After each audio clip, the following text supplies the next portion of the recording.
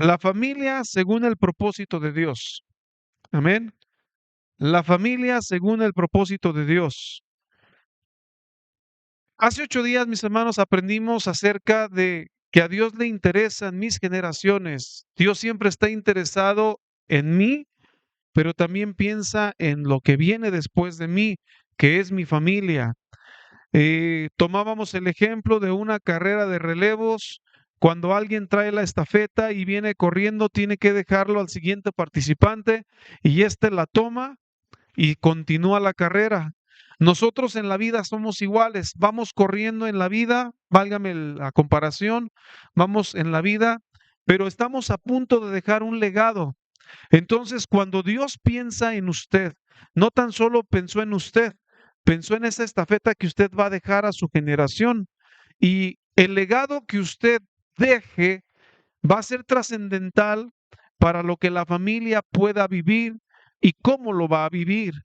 Por lo tanto, es importante, mis amados, que nosotros cimentemos las bases para poder entender por qué la sociedad hoy está como está, por qué vivimos como vivimos. Hoy está de moda eh, la venta de muebles armables. Ya hay empresas, sin dar comerciales, que si usted, por ejemplo, busca en un catálogo electrónico visual y dice, ay, este comedor me gusta, y se lo compra a la tienda, se lo mandan en paquetes cerrados para que usted en casa lo reciba y lo arme. Comedores, eh, libreros. ¿Le ha tocado a usted construir alguno? Bueno, regularmente ocurre que cuando uno los recibe y uno los empieza a construir, hay gente literalmente que no consulta el manual. Yo conozco más de 3 que no consultan los instructivos y cuando de repente ya lo armaron, se le queda mirando así como que, y luego oye, ven, y juntan a la familia, ¿cómo lo ves? Y así, hasta le hacen así. Pues que está así como medio chuequito, ¿no? Así como que medio, ¿qué faltaría? Pues no sé. ¿Lo armaste bien? Sí. ¿Buscaste el manual? Pues es que no se necesita, está muy fácil. ¿Y por qué te quedó así? Una pata, arriba y la otra abajo y una línea de un lado, otra línea del otro. ¿Qué pasó allí? Porque regularmente la gente a veces piensa que como ella tiene una apreciación de cómo se hacen las cosas, pues no quedan bien hechas. ¿Por qué? Por no consultar el instructivo. Pregúntele al que está a su lado, ¿tú estás consultando el instructivo? Cuando se trata del tema de la familia, cada uno de nosotros trae una perspectiva de qué es la familia, nunca por estudio, siempre por la vivencia que traemos. Todos aquí venimos de una familia y ahora muchos ya estamos formando nuestra propia familia. Y sucede que lo que vivieron nuestros padres nos lo transmitieron y nosotros lo estamos transmitiendo a nuestros hijos. También ha existido el hecho de que a veces yo digo, pues no todo lo que mis padres me enseñaron lo voy a aplicar porque yo siento que pues, les faltó o a lo mejor voy a ser diferente. Y esa decisión de eh, qué enseñar, qué no enseñar, qué transmitir, qué no transmitir, es lo que va formando a la siguiente generación. Por eso es que hoy la ciencia o la filosofía, la psicología, la sociología misma ha catalogado las generaciones con términos, que la generación X, que la generación Z, que la generación de cristal. No sé si ha escuchado eso. Y alguien dice que estas generaciones son muy sensibles, que uno no les puede decir ¡bu! Porque ya se quebraron, ¡pum! A eso le llaman generación de cristal. Y dice, no, mijito, decimos los mayores, a usted le falta barrio, a usted le falta vivir bien. ¿Qué es eso de que un rasguño y ay, me voy a morir, se me está saliendo toda la sangre? Y nosotros de niños andábamos en carros jugando fútbol, unas caedonas que nos dábamos, unos golpezotes y nos levantábamos y seguíamos jugando. Pero hoy no pueden decirle así, porque ay, se le acabó el mundo. A eso agréguele que las mamás Y algunos papás, ay, mi niño tan bonito, no se me vaya, pobrecito de usted. Bueno, aquí en Guanajuato no ocurre eso. Estoy hablando allá en otros lugares. Y todo es en base, mi hermano, a la formación que ya traemos, a la decisión de lo que queremos hacer. Y entonces existen núcleos que se llaman familias, donde dicen que el núcleo de la sociedad es la familia y cada familia está formando una comunidad, una colonia, un país. ¿Me explico? Y por eso es que traemos diferentes versiones de familias, diferentes expresiones. Ahora, si yo agrego mis propias ideas, pueden ser acertadas, pueden ser buenas, pero ¿por qué no consultamos el instructivo? ¿Por qué no consultamos el manual? ¿Por qué no vamos a consultar al creador de la familia? Qué interesante, ¿no? Ahora, antes de que existieran naciones, antes de que existieran países, antes de que existieran estados, municipios o colonias, siempre existió un primer grupo llamado familia.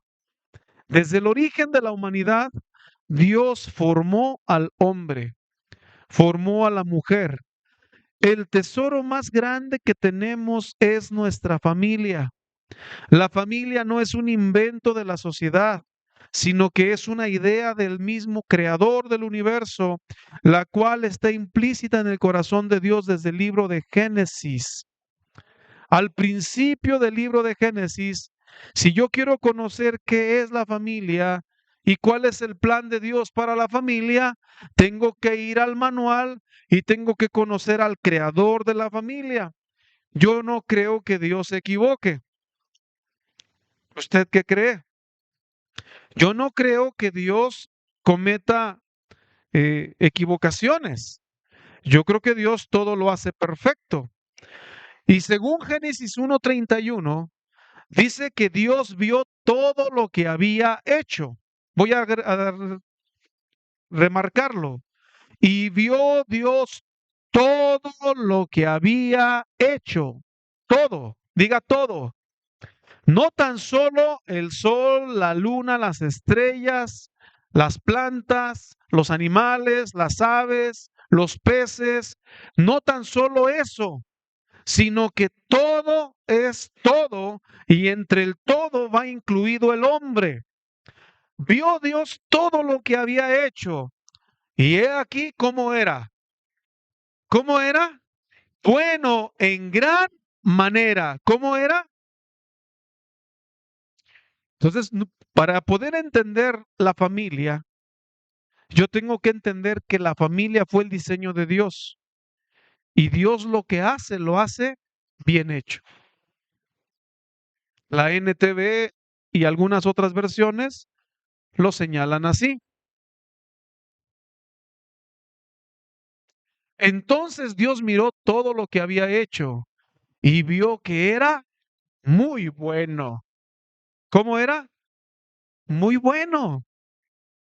Entonces Dios hizo al hombre. Regreso al verso 26 y me encuentro con que Dios dice allí, hagamos al hombre a nuestra imagen, conforme a nuestra semejanza. Entonces el hombre Dios lo hizo conforme a su imagen y semejanza. Verso 27, y creó Dios al hombre a su imagen. A imagen de Dios lo creó. Varón y hembra los creó y los bendijo Dios. ¿Qué hizo Dios con el matrimonio? Con esta pareja, ¿qué hizo? Los bendijo. Y les dijo, fructifiquen, multiplíquense, llenen la tierra, señoreen en los peces, hagan todo lo que les estoy diciendo. Por lo tanto, Dios cuando formó al hombre y a la mujer, los hizo bien. Cuando usted mire a su esposo, a su esposa, no diga, ay Dios, ¿cómo me enamoré de este? No, pues no. Cuando vea a su esposito y diga, ¿cómo me fui a enamorar de este? Ay, sí, Dios lo hizo bueno. El hombre tiene un diseño y un propósito. Y Dios lo que hace, lo hace muy bueno. ¿Cuántos dicen amén? Ahora, si Dios lo que hace, lo hace bien, en el capítulo 2 del versículo 7 del libro de Génesis, dice que Dios formó al hombre del polvo de la tierra y sopló en su nariz aliento de vida y fue el hombre un ser viviente. ¿Cuántos dicen amén? Verso 15, tomó pues Dios al hombre y lo puso en el huerto del Edén para que lo labrara y lo guardara. Caballeros, ¿para qué Dios hizo al hombre? Para sentarse en el sillón a ver el fútbol todo el día.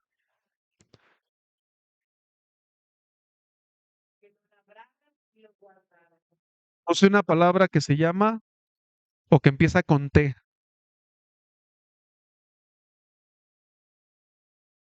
¿Cómo se llama esa palabra?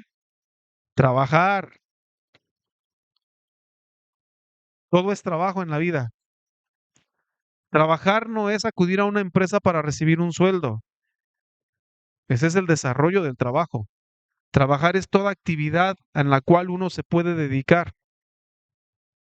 Las amas de casa también trabajan y trabajan mucho. Yo pensé que las amas de casa se iban a emocionar. Yo pensé, ay, pastor, ya no nos dé más trabajo. No, es bueno trabajar. ¿Cuántos dicen amén? Ahora, vea esto. Verso 18. Y dijo Dios, a ver, acabamos de leer que Dios todo lo que hizo, lo hizo muy bueno, bueno en gran manera. Pero aquí se va a encontrar con una expresión, porque Dios dijo, no es bueno. ¿Qué? Le haré ayuda idónea. ¿Cuántos dicen amén? ¿Le haré qué? Ayuda idónea para él. ¿Quién formó a la mujer? Wow. Dios formó a la mujer. Verso 19, por ahí vamos a brincarnos hasta el versículo 21. Jehová Dios hizo caer sueño profundo sobre Adán y mientras éste dormía, tomó una de sus costillas y cerró la carne en su lugar. Y de la costilla que Jehová Dios tomó del hombre, ¿hizo una qué? No hizo otro hombre. Ese no es diseño de la familia, eso no es diseño de Dios. Hizo una mujer. ¿Y la trajo a quién? Al hombre.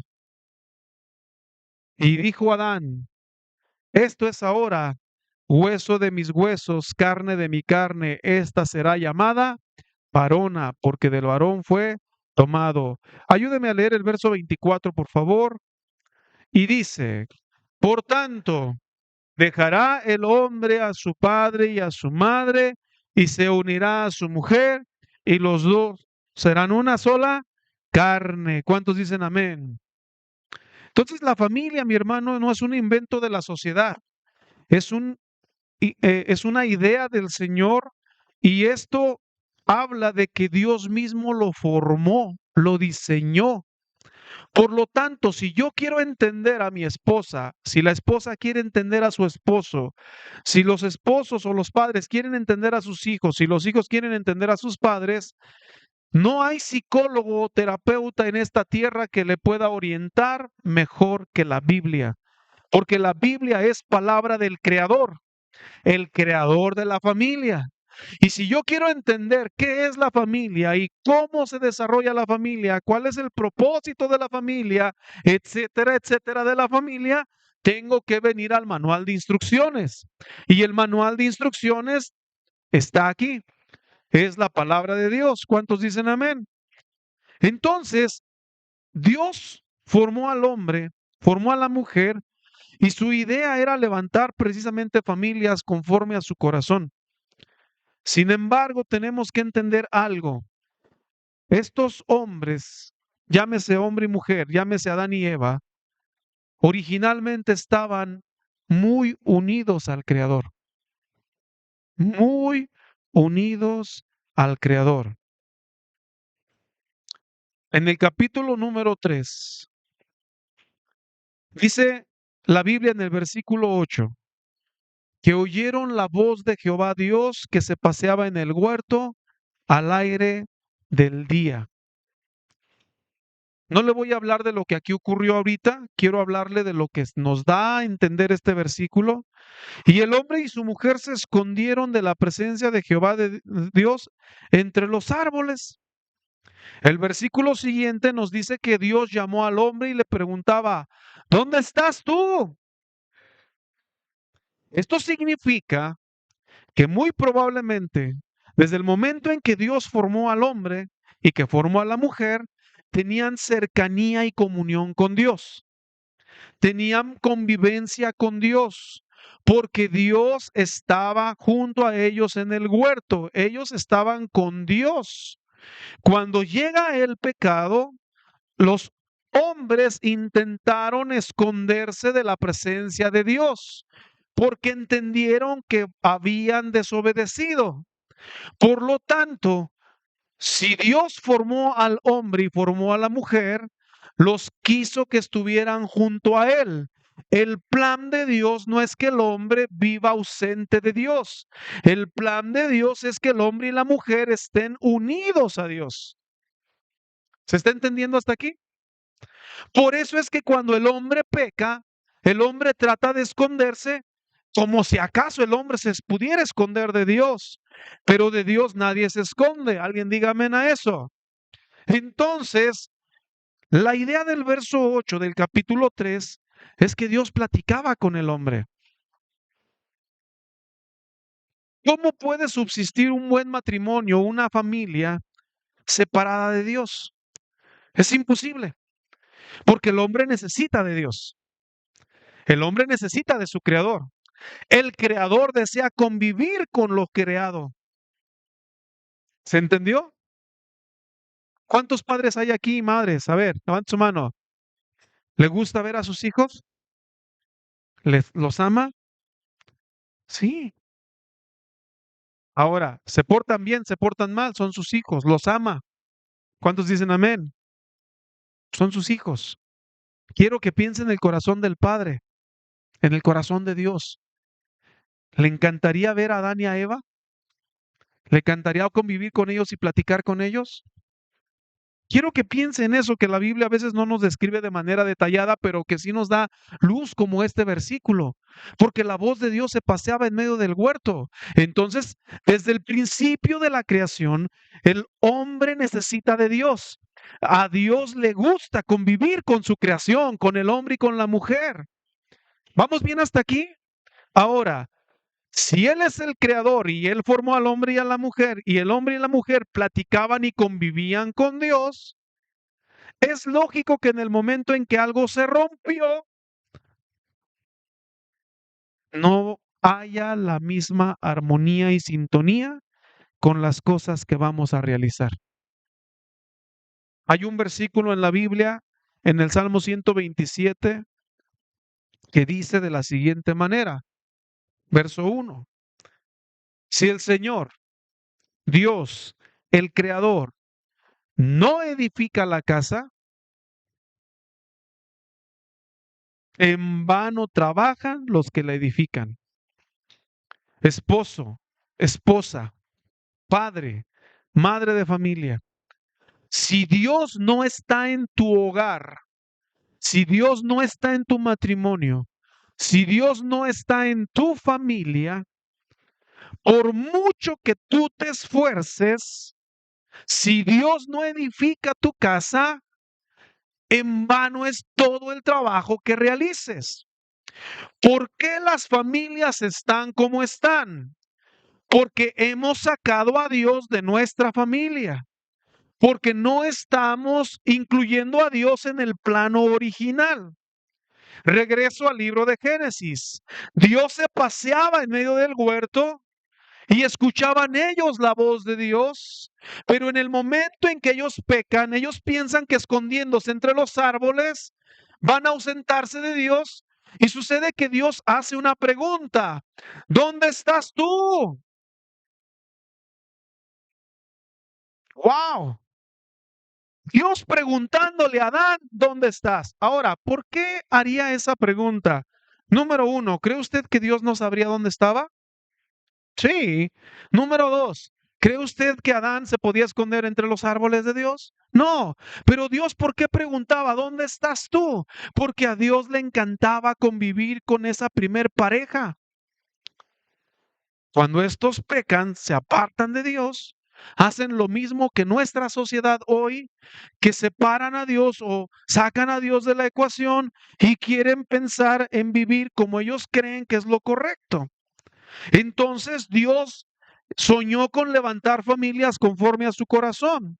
La familia sin un fundamento estable y eterno fracasa. Mientras el esposo y padre de familia no incluya a Dios en su matrimonio, tiene riesgo de fracasar. Si la esposa no incluye a Dios en su matrimonio, tiene riesgo de que éste fracase. Si como papá y mamá no incluyo a Dios en mi relación con mis hijos, tengo riesgo de que mis hijos se pierdan. Por eso necesitamos volver al plan original. Esto nos enseña que si Dios no es el fundamento, según Salmo 127.1, si Dios no es el fundamento de la familia, en vano trabajan los que se casan, no van a poder prosperar porque el diseño original está en la Biblia. ¿Vamos bien hasta aquí? Está en la Biblia. Hoy en día vemos cómo tergiversan el concepto de matrimonio y de la familia en nuestra sociedad.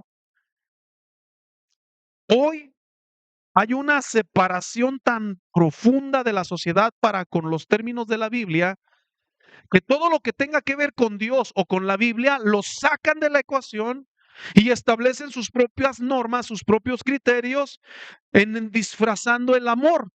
Y dicen que el amor es lo importante y que el amor es el amor y que lo importante es amar, confundiendo el diseño original. Y por eso es que hoy el ataque directo del enemigo es sobre la familia, más que nunca. Porque el enemigo sabe que si destruye familias, destruye propósitos. Y si destruye propósitos, destruye generaciones. Porque si destruye generaciones, habrá gente que no cumpla el propósito de Dios para su vida. Más allá de ejercer un ministerio o una actividad en la iglesia del Señor, el principal ministerio y propósito se llama familia. Otra vez lo voy a decir. El principal ministerio y propósito se llama familia. Y la familia se componen de papá, mamá, llámese matrimonio, esposo, esposa y llámese hijos. Eso es una familia. Y cuando el enemigo pone su mirada en la familia, piensa en cómo y de qué manera destruir el concepto original de Dios. Porque sabe que si lo logra, destruye propósitos y destruye generaciones. Pienso yo en mi caso, ¿qué hubiera pasado conmigo si el Señor no me alcanza y no vengo al camino de Dios? ¿Qué sería de mi vida hoy, a mis entonces, años? Ya le dije mi edad, no la escuchó, esta otra cosa. Pastor, no se entendió, ¿me la repite, por favor? Se la dejo de tarea. ¿Qué hubiera pasado de mí a este tiempo, a esta edad? ¿Qué hubiera sido de mis padres si ellos no llegan al Evangelio?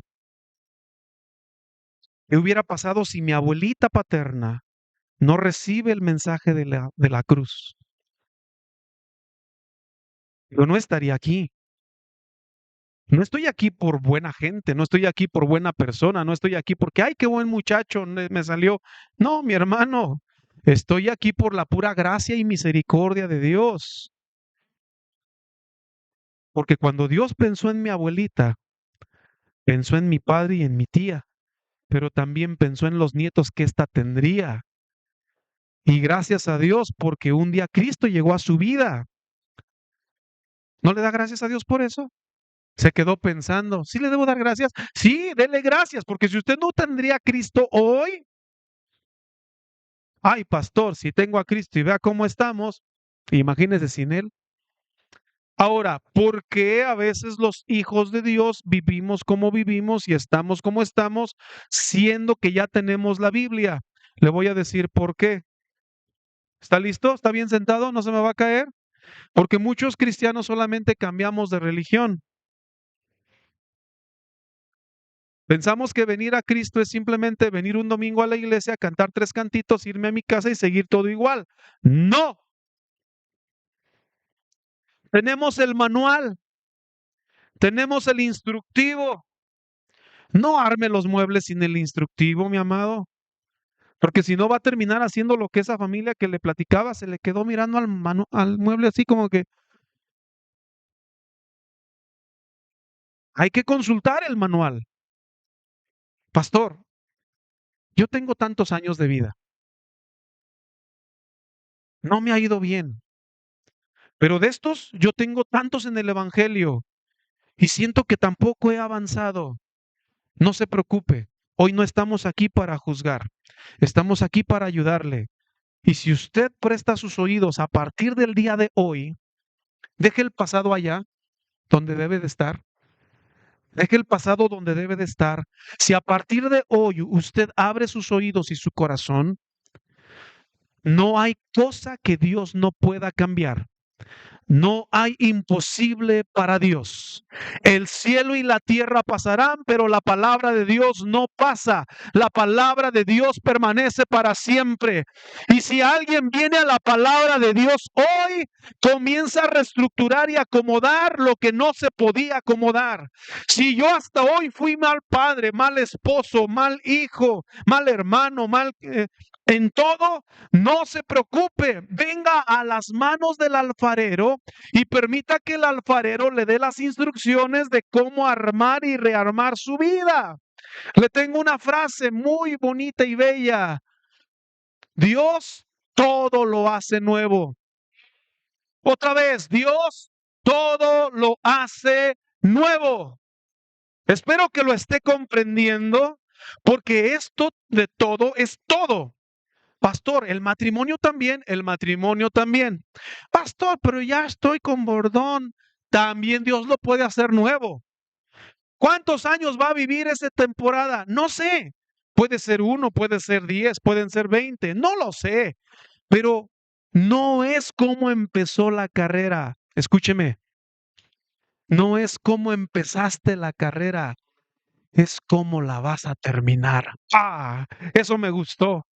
No sé si usted se está motivando, pero no es cómo empezó, es cómo va a terminar.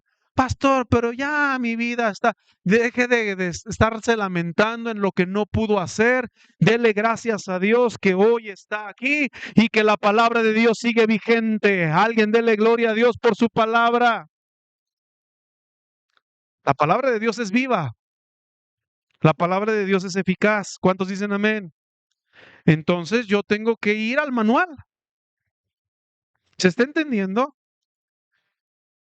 Deje de pensar en los términos de la sociedad, en lo que dice la gente, en lo que dicen los psicólogos. Yo conozco psicólogos muy buenos, Dios bendiga a los psicólogos, conozco sociólogos muy buenos, Dios bendiga a los sociólogos, pero con todo el respeto y el cariño que me merecen, un psicólogo sin Cristo, un sociólogo sin Cristo, un médico sin Cristo, un abogado sin Cristo, un quien sea sin Cristo, no está en el fundamento. Le van a dar buenas ideas, buenos propósitos, le van a dar buenos consejos en hasta cierta medida, pero necesitamos regresar al manual. Ojalá me esté dando a entender esta mañana. Regrese al manual. Dígale al que está a su lado, regresemos al manual. No, con ese entusiasmo, oiga, no, a ver otra vez, voltee con él y dígale con ganas, con motivación, regresemos al manual. Ándele, ya cambió un poquito. Hoy en el mundo hay muchas voces, muchas. Pastor, yo conozco un terapeuta familiar. Es bueno, qué bueno que lo busca. Le va a ayudar en cierta medida. Pero de repente esos mismos terapeutas hoy están escuchando ideas que tergiversan el orden original. ¿Sabía usted, por ejemplo, que hoy existe algo que se llama la no conversión? Le voy a poner un ejemplo. Si usted conoce a una adolescente, un joven que tiene ciertas inclinaciones ideológicas, se lo digo un poquito más claro, un hombre que le gusta a otro hombre y usted lo lleva con un psicólogo y ese psicólogo se está escuchando las voces de lo que hoy se conocen como las movimientos ideológicos y que no hay problema. Si ese psicólogo no tiene a Cristo, le va a decir a usted que llevó a ese muchacho, a usted, déjelo ser feliz. Él tiene derecho a ser feliz. Él no tiene por qué vivir como usted quiere. Él tiene derecho a disfrutar. El amor es el amor. Oh, no lo dije mal, lo dije real. Y si usted estuviera en otro país, que ya hay algunos, no le doy nombres, pero ya hay algunos, que si su niño de 7 años le dice, mamá, yo me siento niña, y usted dice, mijo, ¿cómo se le ocurre semejante cosa? Y su vecino está por ahí escuchando que usted no está apoyando a ese niño de 5, 6, 7 años en sentirse como niña, va con el gobierno, lo denuncia a usted, llega el gobierno y se lo quitan, porque usted no está dejando a ese niño ser feliz. Pastor, ¿en qué película vio eso? No, no es película. Esto es real. Y le puedo dar un listado de países ya que hoy están con la famosa teoría de la no conversión. Es decir, yo no puedo modificar a la persona como es. Si él es como es, déjenlo ser feliz. ¿Y por qué las familias y las personas estamos así? Porque nos hemos olvidado del manual. Hoy en día vemos cómo tergiversan el concepto de matrimonio y de familia.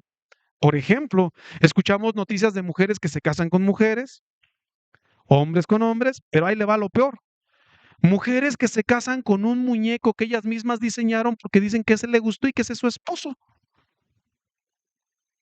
¿Les suena fantasioso? Hay datos documentales donde una mujer se casó con un muñeco, literalmente un muñeco, no me refiero en la belleza, me refiero a un mono, a un trapo, y de repente salió con que ya estoy embarazada de él. Y a las pocas meses sale en un video mostrando a sus bebitos que también son muñequitos o muñecos de trapo. Pastor, ¿dónde vio eso? No es mentira. Usted lo puede investigar. Mi hermano, ¿qué está pasando con la sociedad? ¿Qué está pasando con la familia? ¿Nos podríamos imaginar esto que le acabo de narrar? ¿Sabe qué ha ocurrido? Que hemos tomado lo santo y lo hemos tirado a un lado y hemos tomado lo irreverente. Hemos dejado el agua pura y la hemos cambiado por agua impura, sucia. Si anhelamos que el fundamento de nuestro hogar sea Dios, primero Él debe ser el fundamento de nuestra vida personal. Estos temas que voy a tocar, mi hermano, o que he estado tocando, a partir de hoy, van a ser un poquito diferentes. Algunas van a ser más que predicaciones, enseñanzas de participación. Vamos a despejar dudas, vamos a despejar inquietudes, vamos a tener participaciones. ¿Por qué? Porque es importante fundamentarnos. Nosotros, mi hermano, queremos que nuestra sociedad cambie, La sociedad cambia con el núcleo, con la familia. Pero para que la familia cambie, tengo que cambiar yo primero, tiene usted que cambiar primero.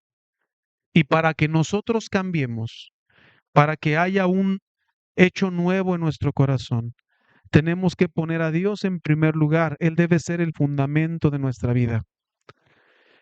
Es lamentable reconocer que el matrimonio tal cual lo fundó el mismo Creador está en vías de extinción.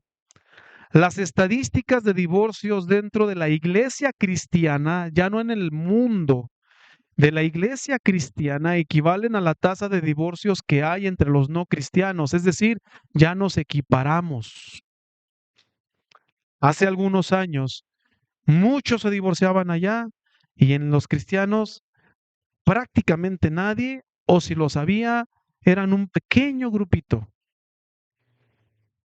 No era lo correcto, no era lo más favorable. Hay circunstancias bajo las cuales uno tiene que tener también criterio y premisa de saber por qué está ocurriendo el hecho. Y se lo digo yo también que, pues gracias a Dios, a la profesión que Dios me concedió, pues lo primero que deberíamos hacer es acercarnos para evitarlo y tratar de entender el por qué. Hay cosas inevitables, eso sí se lo digo. Hay situaciones que a veces son inevitables, no se pueden dejar al vacío tampoco, pero la pregunta aquí es, ¿por qué hoy en el ambiente cristiano está ocurriendo lo mismo que en el ambiente del mundo?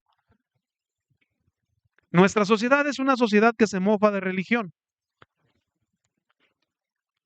Y sin embargo, a pesar de la religión, las estadísticas dicen que 1 de cada 5 matrimonios en menos de 5 años va a terminar divorciándose. De los otros 4, 3 lo harán en los próximos 5 años. O sea que ¿cuántos sobrevivieron? 2. Acabo de conocer el caso de una pareja que con 55 años de casados se acaban de divorciar. Pastor, ¿qué edad tendrían? Piensen en la edad. ¿Qué está ocurriendo? Más del 60% de las familias cristianas que conocen de Cristo están lideradas por una mujer sola. Más del 60%. Esto debería llevarnos a tomar conciencia de lo que estamos haciendo y volver al fundamento verdadero.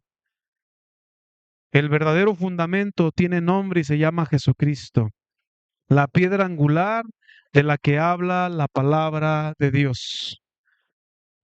La palabra no ha cambiado, es la misma. La palabra de Dios permanece para siempre. Y si el hombre viene al manual de instrucciones, si el hombre viene al manual de lo que es la Biblia, créame que muchas cosas van a cambiar. El diablo y el mundo nos tienen desenfocados.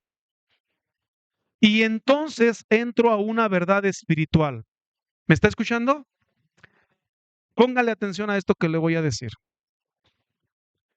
Hay una realidad en el mundo espiritual. Hay una guerra espiritual. Existe Dios, existe el diablo. Existe el cielo, existe el infierno. Existen los ángeles, existen los demonios.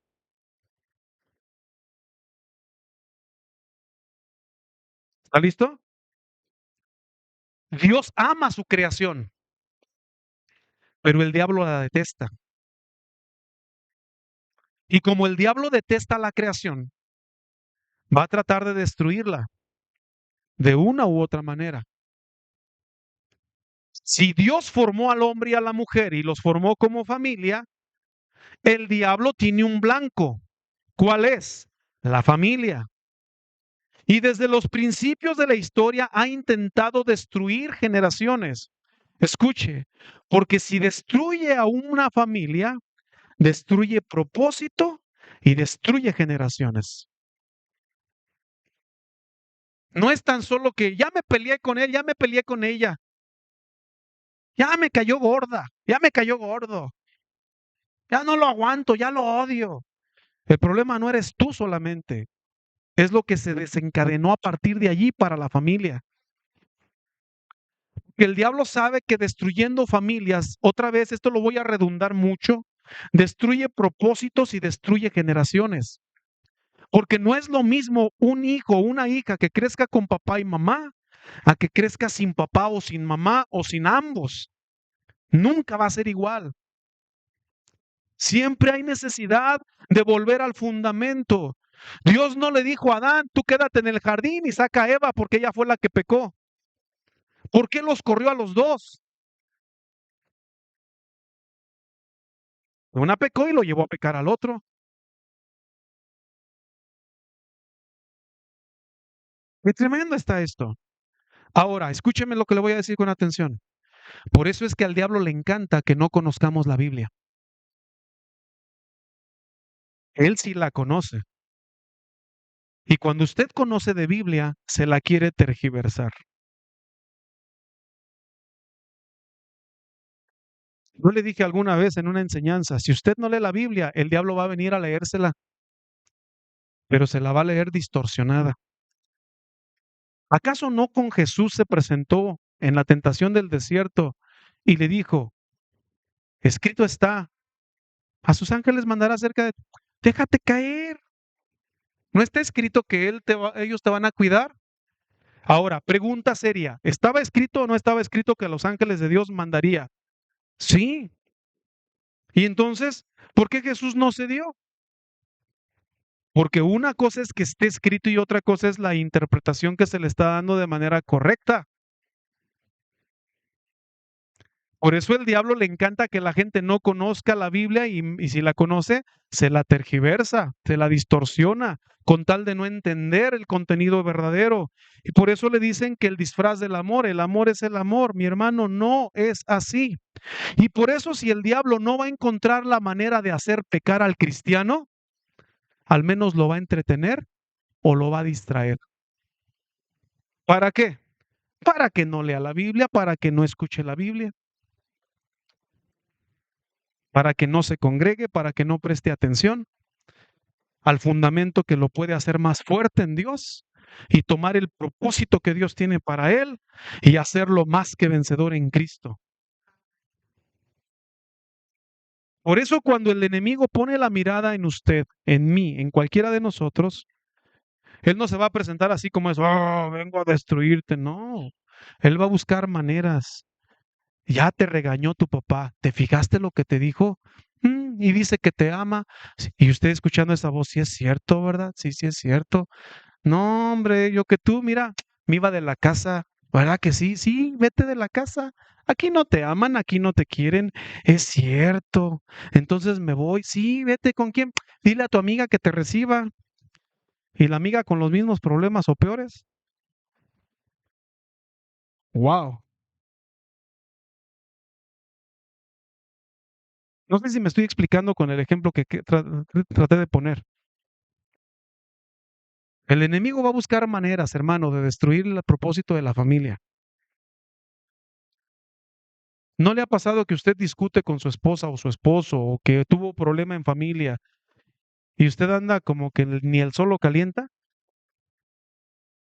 Desanimado, triste, preocupado, piense y piensa en por qué. Uy, que no le ponga el vecino las del chente, porque Dios mío.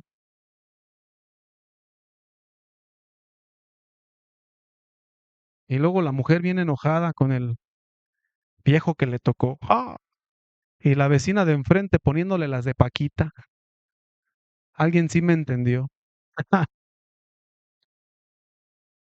¿Por qué el cristiano no escucha música secular? Pastor, ¿hay música buena? Sí la puede haber, lo reconozco. Una que otra letra, sí. Pregunta, ¿en qué edifica? Si esa letra, por mucho amor que tenga, no está fundamentada en la palabra, le falta. El ingrediente principal es Dios. Porque si Dios no edifica la casa, en vano trabajan los que la edifican.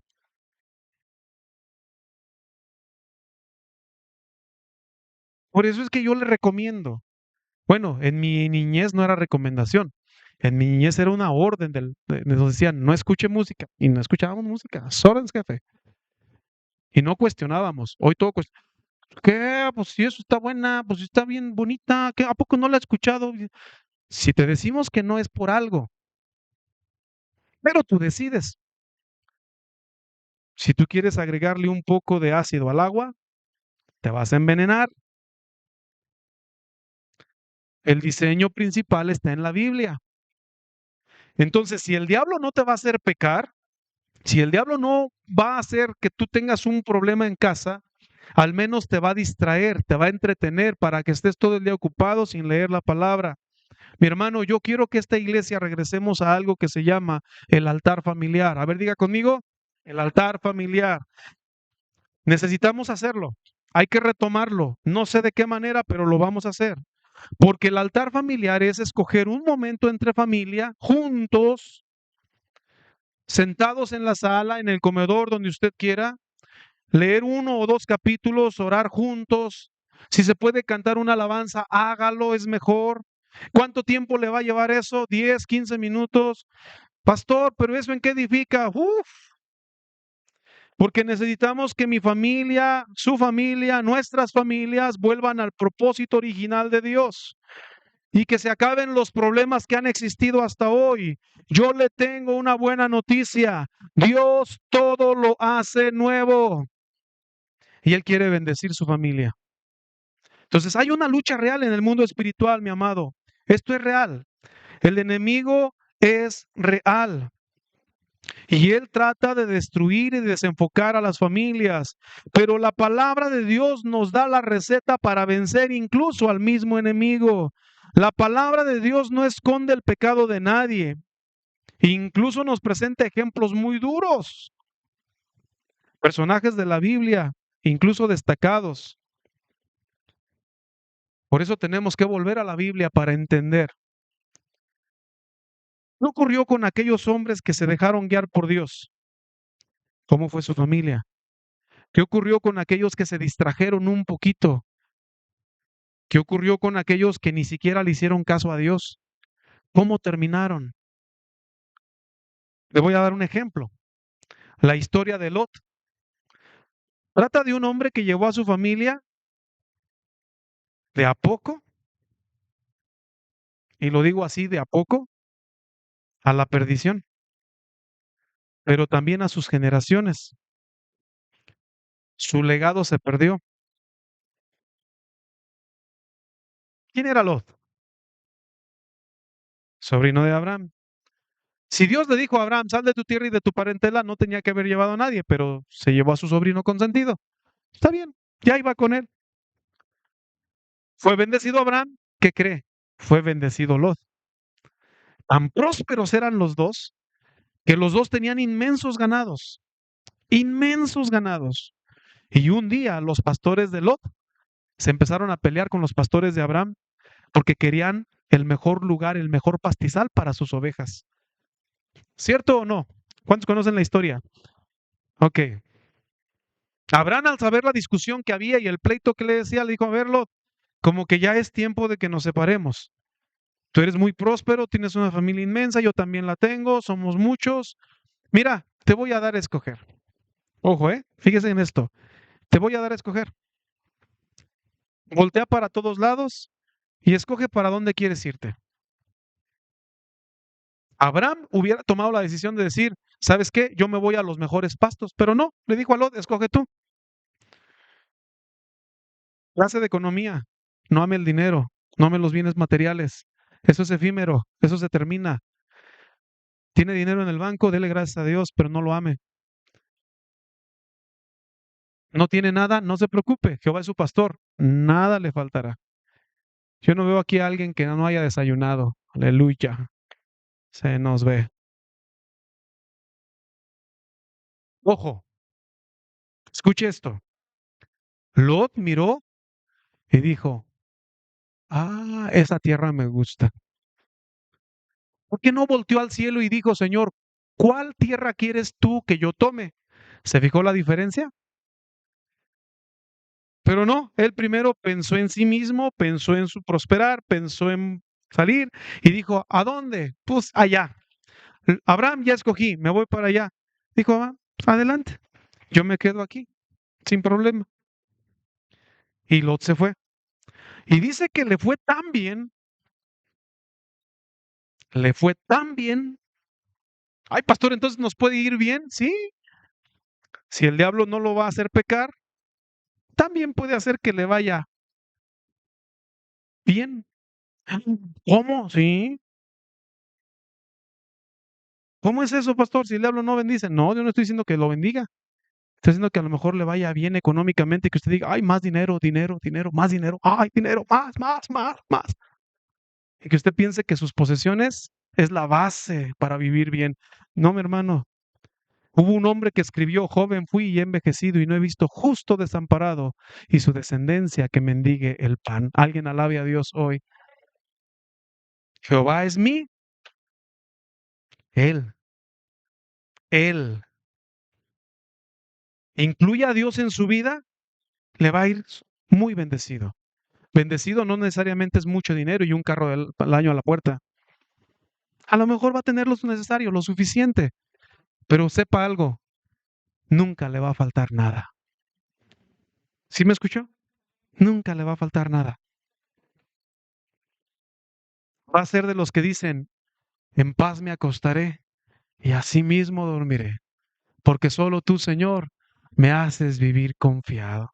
Otro día va a decir, yo me acosté y dormí y desperté porque el Señor me sustentaba. Alguien dele gloria este día.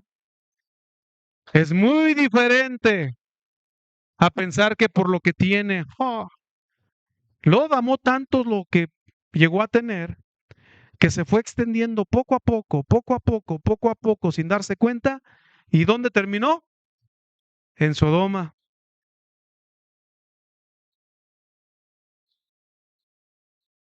Yo no sé si usted quiera vivir en un lugar que se llame Sodoma.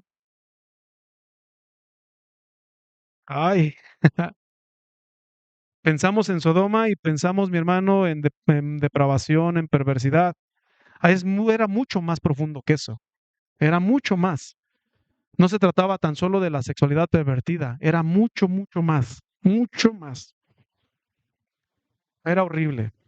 Sacrificios incluso a demonios. Era una cosa sumamente horrorosa. Cuando el hombre no incluye a Dios en su vida, poco a poco. Ahora, se terminó su legado. Terminaron mal.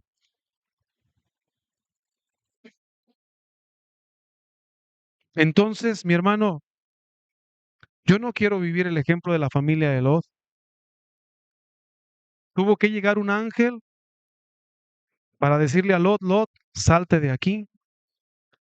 Lot, pues hizo caso, sale, pero les dan una orden. ¿Cuál era la orden? No volteen. La ciudad va a ser destruida, ustedes no volteen. Salió de allí. ¿Y qué hizo la esposa? Dios bendiga a las esposas. ¿Qué hizo la esposa? Volteó. ¿Y qué le ocurrió? Esposas, ¿quieres convertirte en estatua de sal? Esposo, ¿quieres que tu esposa se... Algunos van a decir, no, mejor no les pregunto, van a decir, sí, pastor, aleluya. No, no es la voluntad de Dios para tu familia. El problema más serio, mi hermano, llegó después. La tergiversidad que se dio en la familia de Lot, fuera de todo sentido y fuera de todo orden divino, donde las hijas se tuvieron que meter con el papá para poder procrear. ¿Hasta dónde llegó? ¿Hasta dónde? Pero Dios tenía un propósito. Cuando Dios piensa en ti, piensa en tu propósito y piensa en el propósito de tus generaciones. Mi hermano, no pierdas de vista esto. Segunda de Pedro capítulo 2, versos 7 y 8. Pedro describe cómo era Lot. Ojo, fíjese cómo describe a Lot. Libró al justo Lot. ¿Cómo lo describe? Como justo. Entonces, ¿Lot era un hombre bueno? Sí, por eso lo libró de Sodoma. Abrumado por la nefanda conducta de los malvados. La palabra dice que Lot era justo, y justo es aquel que ha sido comprado y justificado por la sangre de Cristo, y por gracia se es salvo. Lot estaba en una ciudad donde él era consciente de que reinaba el pecado, por eso llamó asquerosa y malvada la conducta de los hombres que habitaban donde él llegó a vivir, porque él moraba entre ellos. Y dice allí que afligía cada día su alma justa, viendo y oyendo los hechos inicuos de ellos. La familia de Lot no era o era una familia cuya cabeza del hogar era un hombre justo, que había oído hablar de Abraham y de su tío Abraham, obviamente, de un Dios santo que pedía santidad. Lot no era ningún desconocido ni tampoco un ignorante de la voluntad de Dios. No pierda de vista esto. Lot conocía al Dios de Abraham, lo conoció, pero la Biblia dice que Lot caminó con Abraham y se enriqueció. Llegó a poseer tanto, ya le platiqué esto, entonces se separa de Abraham y termina llegando hasta la tierra de Sodoma. Lot vio la llanura de Jordán, se extiende hasta Sodoma, llegando hasta Gomorra, y entonces, mi hermano, en el camino, Lot empezó a tergiversar y a desviarse de la voluntad y el propósito de Dios para su vida, porque al separarse, Lot comenzó a fundar su hogar, su casa y su matrimonio en medio de un pecado, y Abraham se quedó en Canaán. Cuídese, mi hermano, cuídese. Génesis 13:13 dice que más los hombres de Sodoma eran malos y pecadores contra Jehová. Allí se estableció Lot. ¿Cómo dice Génesis 13:13? ¿Cómo eran? Malos y pecadores. Lot, ¿qué haces allí? Si tú traes la historia de Abraham, conoces al Dios de Abraham, tu tío, sabes del Dios de Abraham, viste cómo te bendijo y cómo te prosperó, ¿qué estás extendiéndote hacia allá? Un poquito equivocarte te va a llevar a Sodoma. Un poquito desviarte te va a llevar a Sodoma. Por eso no nos conviene desviarnos de Dios. Tenemos que incluir a Dios en mi casa, en mi hogar y en mi matrimonio. Alguien diga amén. Lot cambió sus prioridades y no tuvo temor de Dios para cuidar su familia. Estaba tan ocupado enriqueciéndose, trabajando duro, como muchos hoy lo hacen, alcanzando una posesión importantísima, porque es bueno trabajar. Nadie está diciendo que sea malo trabajar, pero si el trabajo te está apartando de Dios y de tu familia, cámbialo. Así como lo oíste, cámbialo. Porque ¿de qué te sirve ganar todo el dinero del mundo y perder tu matrimonio, tus hijos y tu familia? Más aún, que te separe de Dios. No han cambiado las cosas desde que yo era niño. En mi niñez, quien trabajaba en domingo sí lo sabía, pero no eran tantos. ¿Por qué la iglesia se reúne en domingo? Vamos a tratar de explicarlo. En el orden bíblico, porque la iglesia cambió la reunión del día séptimo, que algunos dicen que equivale a sábado, yo tengo mi propio criterio, pero cambiaron del séptimo al primero de la semana, por el que el evangelio llegó a los gentiles, a los que no eran del pueblo de Israel, por recordar la resurrección del Señor que cayó en primer día de la semana, y entonces las reuniones comenzaron a hacerse en domingo. Ahora, o llámese el primer día de la semana, pero conforme a la historia que ha ido cambiando tanto en muchas actividades, la industrialización hizo que las empresas, las instituciones como estas, se ocuparan todos los días de personal. Y entonces comenzaron a instituir, ciertamente un día de descanso existía, o 2 días según la empresa o institución, y se fue cambiando. Hoy hay empresas que tienen necesidad de trabajar los domingos porque no pueden detener las obras, ¿me explico? Algunas sí, pero no lo hacen. Pero la mayoría están trabajando. Es difícil encontrar alguna industria que no trabaje en domingo en el sentido general, más sobre todo las del comercio. Y cuando se ocupó que alguien trabajara el primer día de la semana, se lo cambiaron por otro día. Pastor, ¿es pecado trabajar el primer día de la semana? No. Pero si usted está procurando alimentarse espiritualmente y congregarse el día que no puede hacerlo el domingo, bueno, pues hay reunión el miércoles, pues véngase a la reunión del miércoles, reúnase con su familia, también haga el altar familiar, haga algo por usted y por su familia. Pero si ese algo es llegar a la sala, sentarse en el sofá, prender la televisión y ver una serie y pasarse ahí las horas sin platicar con su esposa y con sus hijos, está haciéndole caso a la voz del mismo diablo. ¿Es pecado ver tele? No. ¿Es pecado trabajar el domingo? No. Todo tiene un tiempo y depende qué vea en la tele. Pero ya se lo dije, si el diablo no lo va a hacer pecar, lo va a entretener,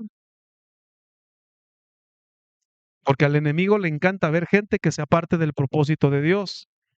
Lot se fue para extendiendo hasta allá. Si Lot era justo, si Lot conocía a Dios, ¿por qué terminó mal? ¿Por qué Lot cambió sus prioridades y no tuvo temor para cuidar de su familia? Estaba ocupado enriqueciéndose, alcanzando una posesión. Génesis 19:1 en adelante dice, llegaron pues los dos ángeles a Sodoma a la caída de la tarde y Lot estaba sentado a la puerta de Sodoma. Y viéndolos, Lot se levantó a recibirlos y se inclinó hacia el suelo. En la antigüedad, los que se sentaban a las puertas de las ciudades eran los que ejercían un tipo de jerarquía, de gobierno o liderazgo. Por eso Lot estaba en la puerta. Lot estaba haciendo alguna especie de liderazgo o trabajando en alguna manera, dejando a su familia y muy probablemente a lo mejor ni siquiera se ocupaba de los suyos. ¿Qué haces en Sodoma, Lot? Lot tenía conocimiento de Dios. Le molestaba la conducta de los hombres de Sodoma, pero no le molestaba al punto de querer cambiar de dirección. Digo, si ya estás próspero y puedes cambiarte a donde se te antoje, ¿por qué no te cambias? ¿Por qué sigues ahí? ¿Por qué no le cierras la puerta al pecado y proteges a tus hijas, a tu matrimonio? Lot comenzó a buscar estatus e influencia. Ahora, a diferencia de Lot, le quiero hacer una pregunta. ¿Estaría usted dispuesto a morir por la causa de Cristo?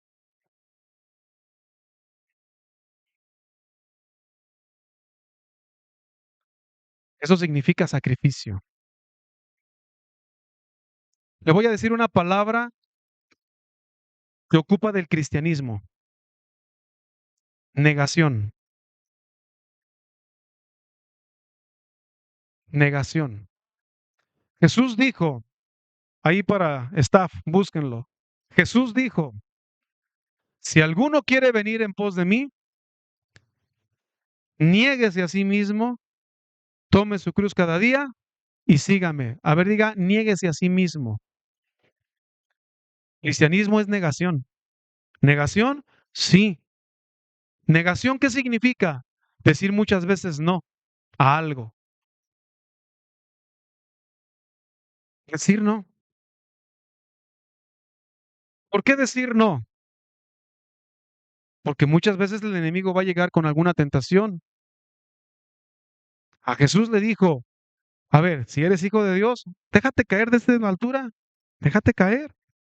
¿No está escrito que a sus ángeles mandaría cerca de ti? Déjate caer. ¿No está escrito que sobre las manos te llevarán para que tu pie no tropiece en piedra? ¿Cuál era la respuesta a esas preguntas? Un sí. ¿Está escrito o no está escrito? Sí, pero Jesús ni caso le hizo. ¿Por qué? Porque Jesús le dijo, también escrito está, no tentarás al Señor tu Dios. Hay cosas que nosotros pudiéramos hacer, pero no las hacemos, no por miedo al qué dirán, sino porque simple y sencillamente decimos no. A mí me pueden ofrecer una copa, depende de mí, pero si yo digo sí, ¿cómo terminaría? Y si digo no, ¿cómo terminaría? Todo lo puedes hacer, pero no todo te edifica. Todo lo puedes hacer, pero no todo te acerca a Dios. Hombres, puedes mirar a cualquier mujer, pero niégate y di no la voy a mirar, y menos a codiciar. Y si estás con los cuates y te dicen, ¡ah, ya viste! Era, discúlpame, compañero, te van a acusar y te van a decir, si lo he oído y los he visto. Uy, le tienes miedo a tu mujer, pues ¿a poco no eres hombre? Etcétera, etcétera. Pero tú no lo haces. Eso espero. Tú no lo haces. ¿Por qué? Por amor a Dios, por amor a tu esposa, por amor a tus hijos, por amor a tu familia, porque en ti hay propósito y porque hay propósito a tus generaciones. ¿Alguien dice amén? Entonces, Lot hubiera salido de ahí, no lo hizo.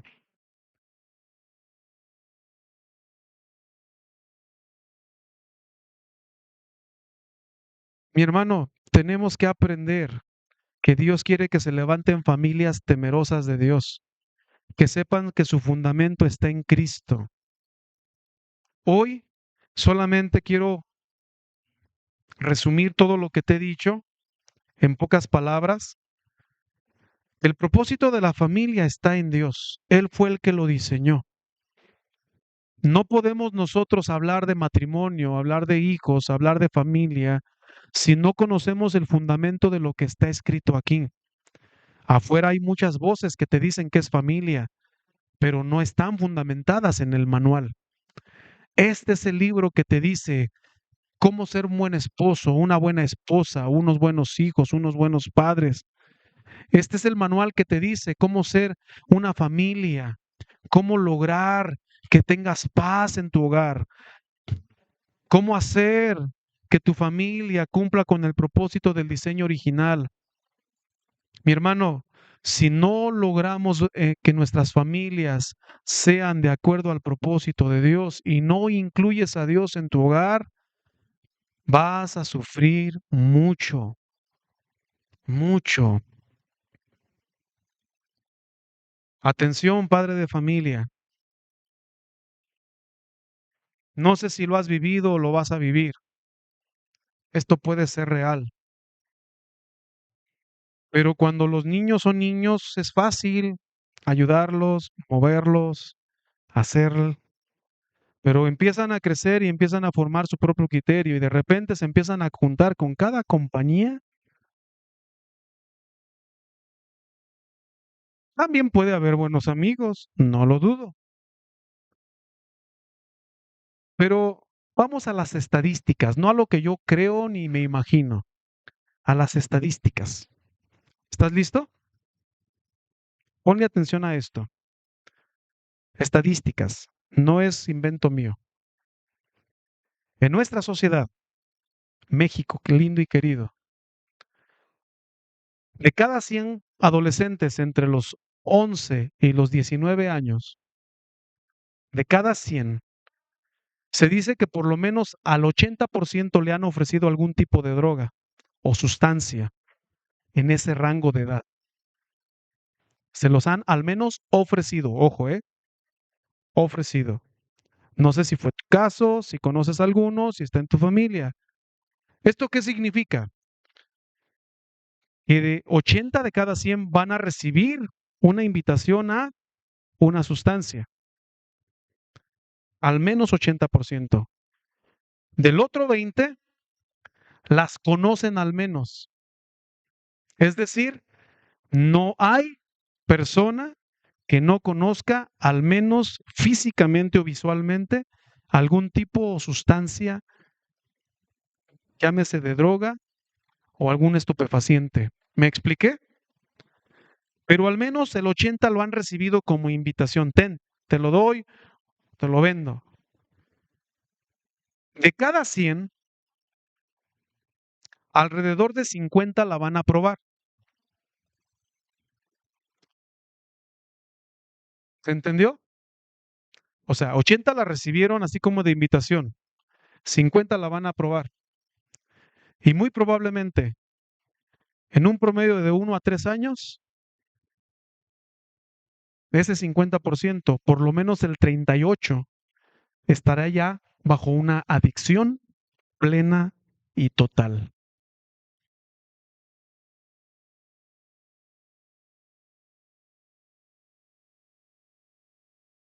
Es difícil, ¿no? Lo que eso conlleva a otra situación, los problemas en familia por causa de las adicciones.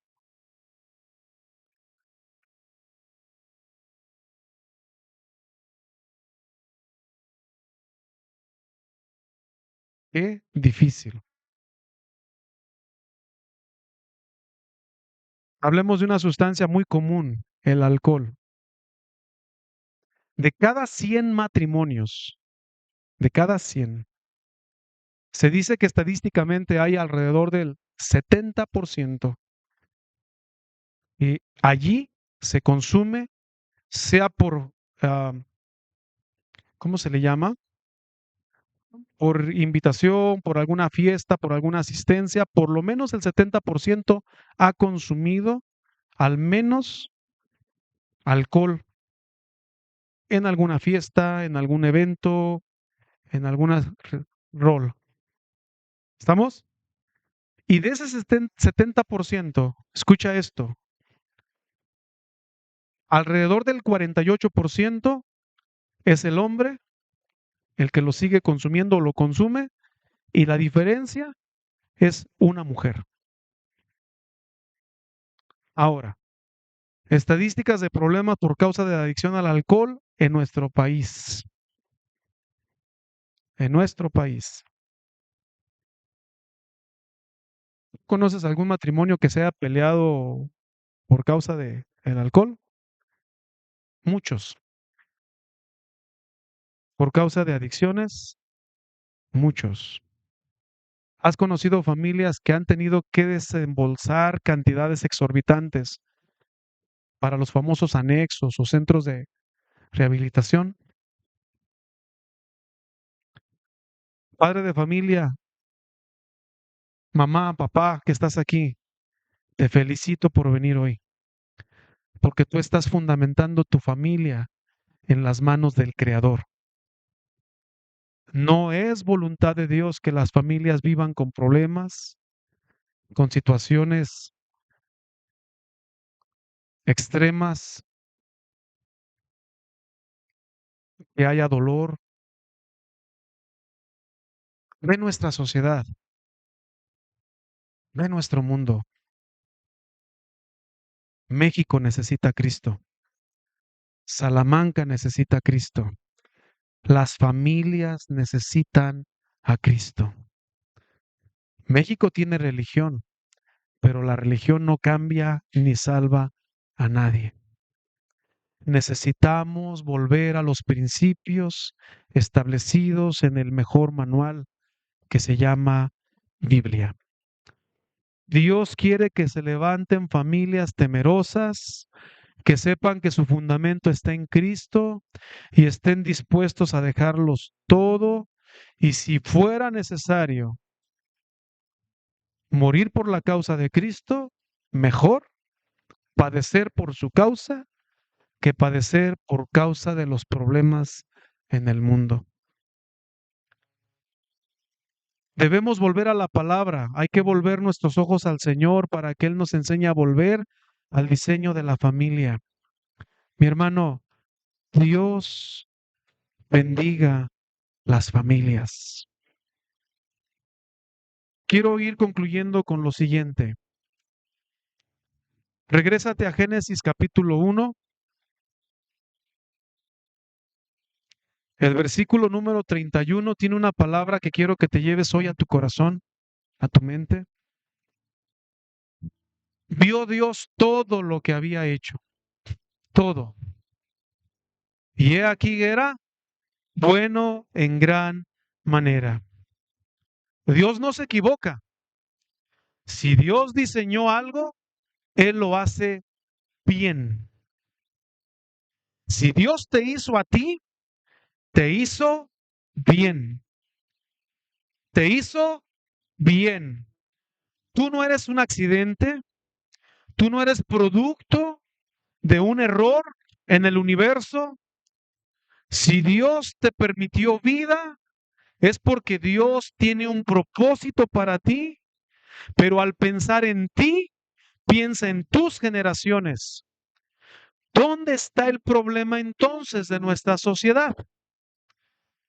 Que como Lot o aún ellos mismos, hemos oído la voz de Dios como en Génesis 3:8, que nos pregunta, hijo, ¿dónde estás? ¿Dónde estás? ¿Qué hubiera pasado si Adán se presenta delante de Dios y le dice, aquí estoy, Señor? No fue la primera reacción. La primera reacción fue lo que muchos hemos hecho, escondernos. ¿Dónde? Entre los árboles.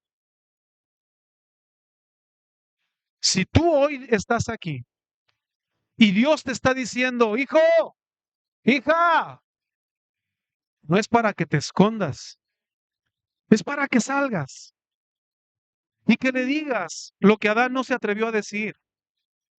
Señor, aquí estoy. ¿Por qué trataste de esconderte, Adán? Bueno, ahí lo dice. Oí tu voz en el huerto y tuve miedo. ¿Tuve qué? Porque estaba desnudo y me escondí. Y Dios le dijo, ¿quién te enseñó que estabas desnudo? ¿Usted cree que Dios no sabía las respuestas a las preguntas que él estaba formulando? Le estaba dando la oportunidad a Adán, como nos da la oportunidad a nosotros de decir, hijo, ¿qué pasó? ¿Cómo estás? Quitémonos la máscara este día. Y si no estás bien, no es problema que no estés bien. Si tú necesitas un cambio en tu vida, en tu hogar, en tu familia, en tu matrimonio, con tus hijos, no te escondas entre los árboles. Ven al Señor y dile, Señor, aquí estoy, tal como soy. Me equivoqué, fallé. Aquí está mi pecado, aquí está mi error. Soy muy gritón, soy muy enojón. No digas, es que ella me hace enojar. No, tú dile, pues yo soy el ogro aquí. Soy de mecha corta, Señor. Aquí estoy. Si hay algo en ti que no te deje ejercer o cumplir tu papel como esposo, como esposa, como madre, como padre, si algo te detiene, dile al Señor. Él no te está negando, ni acusando, ni diciendo, ah, ya ves cómo eres. No, Él te está preguntando, ¿dónde estás? ¿Cómo estás? A ver, ¿qué hay en ti? Porque estamos de acuerdo en una cosa. Ninguno de los que está aquí viene de una familia perfecta. Porque le tengo una noticia, no hay familias perfectas.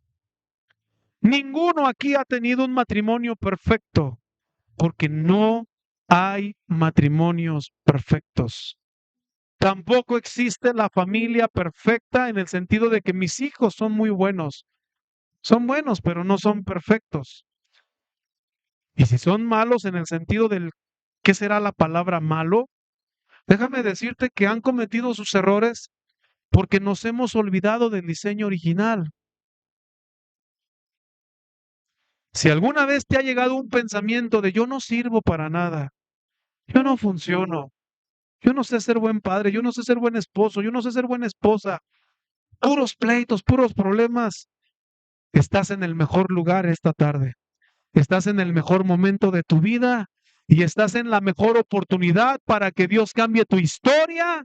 Y al cambiar tu historia, cambia la de tu familia y cambie la de tus generaciones. Alguien diga amén con toda fe. Porque Dios te llamó este día para que vinieras a escuchar que Dios todo lo hizo bueno. Todo lo hizo bueno. Pero ¿y si Él lo hizo bueno, por qué Adán se equivocó? Pues porque somos humanos.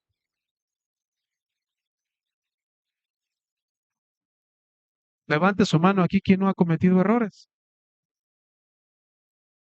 Levante su mano quien sí se ha equivocado. Y me miran, usted también, pastor, yo también. ¿Ha fallado en algún momento? Sí. El problema no es fallar. El problema no es equivocarte. Escúchame. El problema es querer hacer lo que Adán, esconderte detrás de los árboles, cuando Dios todavía quiere pasearse en tu huerto y te quiere preguntar, ¿dónde estás, hijo? ¿Cómo estás? Ven delante de Él y dile, Señor, pues mira, fallé. A mí no me enseñaron a ser buen esposo, buena esposa, buen hijo, buena hija. He ofendido, he lastimado, pero aquí estoy, aquí estoy. Y cuando tú y yo venimos al Creador y venimos al manual,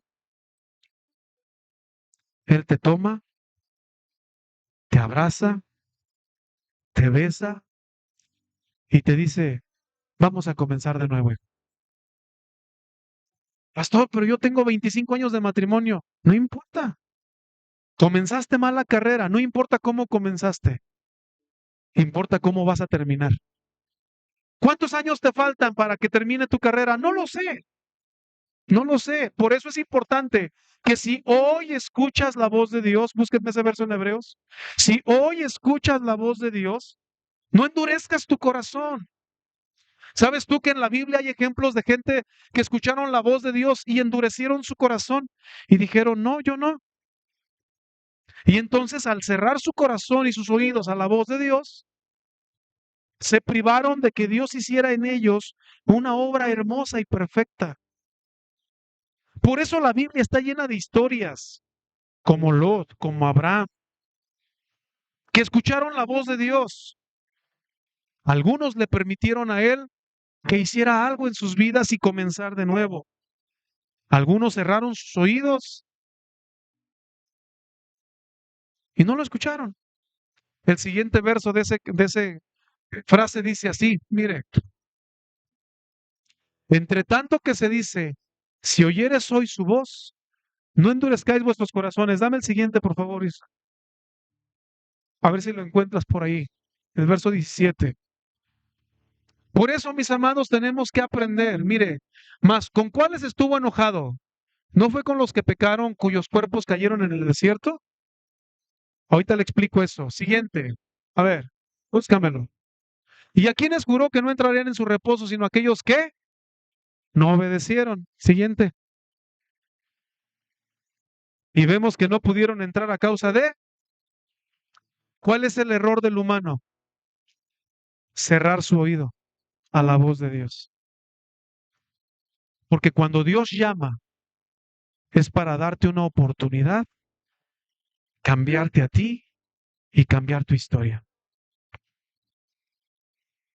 Hubo un hombre que se le acercó de noche y le dijo, maestro, tú eres bueno. Uy, nadie haría los milagros que tú haces si no estuviera Dios con él. Y Jesús se la cambia y le dice, a ver, Nicodemo, Niquito precioso, te digo que si no naces de nuevo, no puedes entrar en el reino de Dios. Señor, pero ¿cómo yo, siendo viejo, puedo nacer de nuevo? ¿Acaso puedo volver al vientre de mi madre y nacer? No, no me estás entendiendo. Tienes que nacer del agua y del espíritu. Es un simbolismo. El agua es pureza. El agua representa el Espíritu Santo. El agua representa la nueva oportunidad. Cuando tú te metes a bañar, no te bañas con agua sucia. Espero. El agua es un simbolismo de pureza. Tienes que nacer de nuevo del agua y del espíritu. ¿Y por qué del agua? Porque el agua te limpia. Es un simbolismo. Y porque el espíritu es el que se movía en el principio de los tiempos. Mira, en el principio creó Dios los cielos y la tierra. Y la tierra estaba desordenada y vacía. Escucha esto. ¿Cómo estaba la tierra? Y había tinieblas sobre la faz del abismo. ¿Cómo está tu vida? Pastor, mi vida está desordenada. Es un caos, está vacía. ¿Sabes cuál es la buena noticia?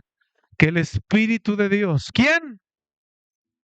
Se movía sobre ese desorden.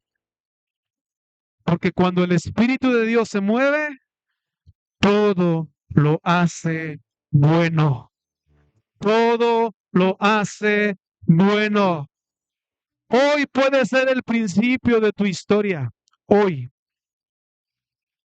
hoy.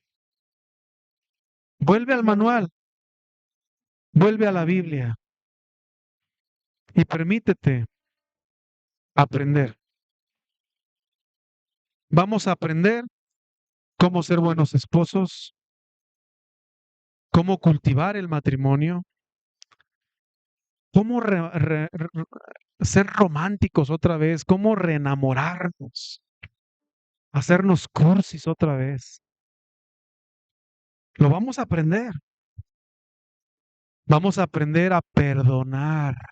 Ah, preciosa palabra. Perdón. Perdón no necesariamente significa olvidar. Significa que te acuerdes y ya no te duele. Y que dices, wow, Dios cambió mi historia. ¿Te has hecho alguna cicatriz en tu vida? Yo tengo una aquí. Estaba arreglando una guitarra y una navajita me hizo una jugada. Cómo duelen las heridas en su momento, ¿verdad que sí? Pero vas y te atiendes. ¿Qué dije? Llegué a la consulta, me limpiaron, me pusieron aquí se ven las puntadas. Y al paso del tiempo me las quitaron y quedó una cicatriz que apenas se nota. Siento ahí algo, pero no me duele. Es parte de mi historia. Y cuando la veo me acuerdo lo que pasó, pero ya no me duele. La palabra perdón, cuando se trata de las personas, significa que pasas por alto la ofensa y dices, sí me dolió, sí me lastimó, pero ¿sabes qué? Vamos al manual, vamos al Creador, vamos a atendernos, a que nos limpien, a que nos pongan unas puntadas y que al paso del tiempo digas, ay, ¿te acuerdas? Sí, sí me acuerdo. ¿Te acuerdas que me diste con el sartén? Sí, sí me acuerdo, viejita. Pero ahora están más enamorados que antes. Eso puede ocurrir, pastor. Uf, lo hemos visto. Pero tienes que venir al Creador. Tienes que dejar que su espíritu se mueva en tu desorden. Las iglesias cristianas no somos un club social. Escucha lo que te voy a decir. No somos un club social, no somos un club de entretenimiento. No vienes aquí a pasártela bonito en el sentido estricto. Vienes aquí a recibir la palabra de tu Creador, porque esa palabra te forma, te alienta, te sigue dando forma, te quita lo imperfecto y te vuelve a santificar. Y día con día, de gloria en gloria, de triunfo en triunfo, vamos siendo formados a la imagen de aquel que nos llamó y volvemos al diseño original. Y cuando la gente te mire, ya no te va a mirar a ti, va a ver a Cristo en ti. De modo que si alguno está en Cristo, nueva criatura es. Las cosas viejas pasaron, he aquí todas son hechas nuevas. Alguien diga amén. Pero tienes que venir. Hoy Dios está diciendo, ¿dónde estás tú? Habrá gente aquí que diga, Aquí estoy, Señor. Mira, hay dos opciones. Con eso termino. Quedarte en tu lugar y decir, no pasa nada. Aquí yo me trato con Dios. Sí, Dios te puede tratar ahí.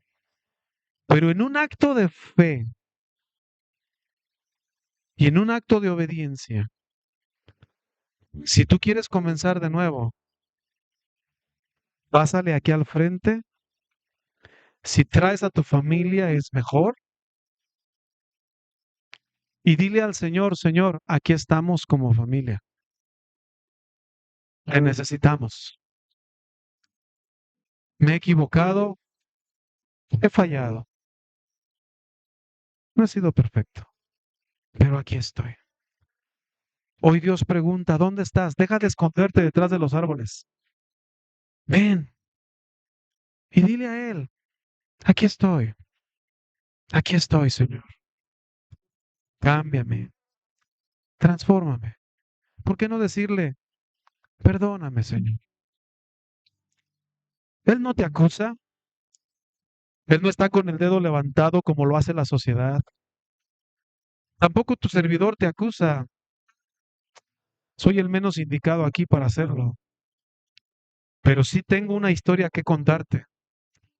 Cristo llegó a la vida de una abuelita, que esa abuelita le dijo sí a Cristo. Y esa abuelita trajo a sus hijos a los pies de Cristo. Y sus hijos dijeron sí. Y sus hijos nos dieron la oportunidad también a sus hijos de venir a Cristo y cambiar nuestra historia. Hoy yo ya soy padre. Hoy tengo mis hijos. Anhelo y sueño con verlos crecer. Con que un día me digan, aunque no me guste, papá, te quiero presentar a alguien. Porque va a ocurrir. Mi preocupación más seria sería que les tocara a alguien que no ame a Dios. Escúchalo. Porque si ama a Dios, la va a amar a ella y lo va a amar a él. Pero si no ama a Dios y se ama más a sí mismo o ama más así, pues es que la vida es bella, hay que vivirla. Se va a arruinar. Mi hija, no, mira, entiende, tiene que amar a Dios. Por eso a nosotros les decimos a ustedes, en Cristo hay una nueva oportunidad. Y tú, padre de familia, permite que tus hijos y tus hijas convivan con los jóvenes cristianos. Ay, pastor, pero están llenos de errores. Todos tenemos errores. Y yo prefiero la iglesia con sus errores que el mundo con sus virtudes.